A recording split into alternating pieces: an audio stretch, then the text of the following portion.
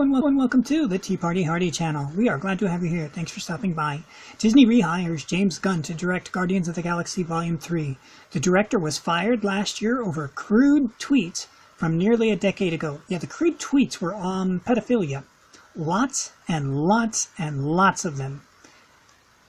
And of course, the comparison between him and Roseanne Barr comes to mind immediately. Why is James Gunn coming back and Roseanne Barr is not? A question for the ages, I'm sure. In addressing the Roseanne Barr situation, she was fired for comparing Valerie Jarrett, who worked for Obama, as one of his top aides, if not his top aide. And Roseanne Barr had tweeted out a comment, or a picture of her alongside of a picture from the Planet of the Apes movie that was done by Tim Burton. And everybody goes, oh, it's racist, you're comparing Valerie Jarrett to an ape. Actually, she was comparing her to an actress in a costume that was to resemble part ape, part human. And she was fired for being a racist because apparently black people don't like being compared to apes, or even characters that are only part ape because it's a movie in a costume. But I think the issue is this. If you don't know who Valerie Jarrett is, look her up. Look at a picture of her, and you will discover something very quick. She ain't black. Her skin is white. Now, she may be of African descent, but her skin is white. And she was born in Iran. This was knowledge known to Roseanne, that she was born in Iran and that her skin is white. So when Roseanne found out that she was black via all of the uproar, that it was a racist tweet, she was really upset by that. And I'm not defending Roseanne. I'm defending the reality of Valerie Jarrett's skin is not black. She may be of black African descent. I have no reason to doubt that she's not. But her skin is white. You cannot tell by looking at Valerie Jarrett, especially if you know she was born in Iran, that this is a woman who is of African descent. And you'd never call her black to see her if you haven't met her and know her backstory, because she's not black. Her skin is white. Sorry, guys, that's just the fact. Back to James Gunn. James Gunn went on and on and on, joke after joke after joke about pedophilia.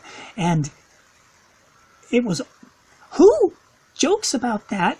Okay, fine, have a joke or two. But over and over and over. So now not only are they bringing him back? Let's take a look at the way NBC News looks at it. They say, Gunn's dismissal from the project did not sit well with all its stars. Guardian actor Chris Pratt, Zoe Saldana, Bradley Cooper, Vin Diesel, and Dave Bautista co-signed an open letter pleading for him to be rehired. That's fine. They like the guy. They think he's over it and he's not into the pedophilia thing anymore. Let's hope that's true. But here's the moneymaker. Closing line. Closing paragraph. The move also drew criticism from commentators who believed Disney was capitulating to bad faith attacks. That's the money. That's it. That's the money right there. Capitulating to bad faith attacks. I'm going to read the rest and then we're going to come back to that. Gunn's old tweets were initially resurfaced by the far right. Ooh, far right. You never see far left wing in these NBC press, do you?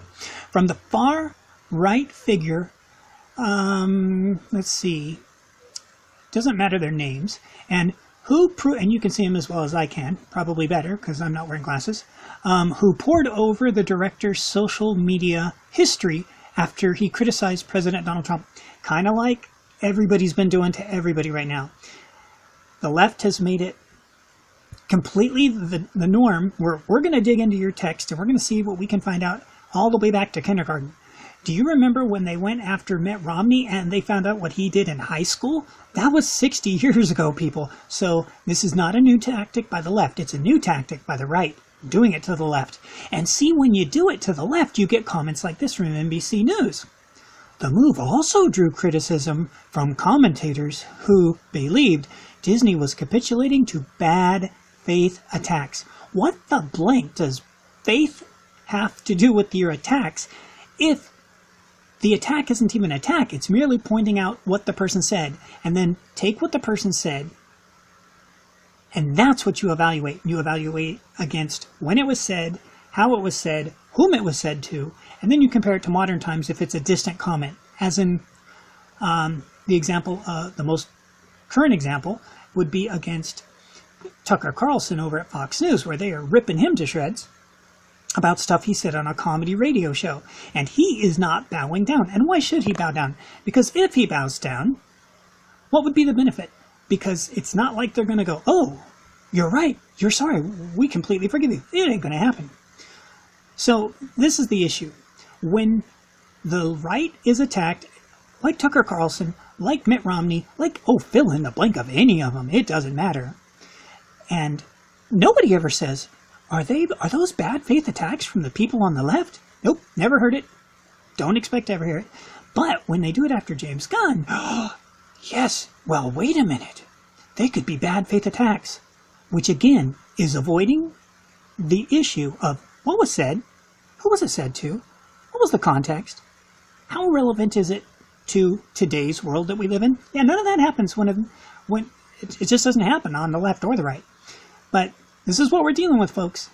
If you're on the left, then you have the question of the person bringing it up, not the comments. If it's on the right, show me. Please put in the links below in your comments. Show me where Roseanne was said. Were they bad faith attacks against Roseanne?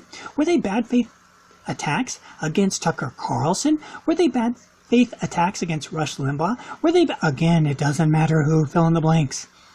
And that's it for today. We're going back to the old method and seeing if it fixes it so the videos play all the way to the end, because if we use our screen capture, we don't get to the end. And I really apologize for that, because that's about 20 videos that they're not doing anything. But thanks for sticking around. If you liked the video, please give it a like. If you want to share it because it made it to the end, boy, would we appreciate the help. It really does help out the channel. We were building like crazy, and then all of a sudden, the videos stopped playing to the end. And we totally understand why you wouldn't share a video that you didn't even get to hear the end of.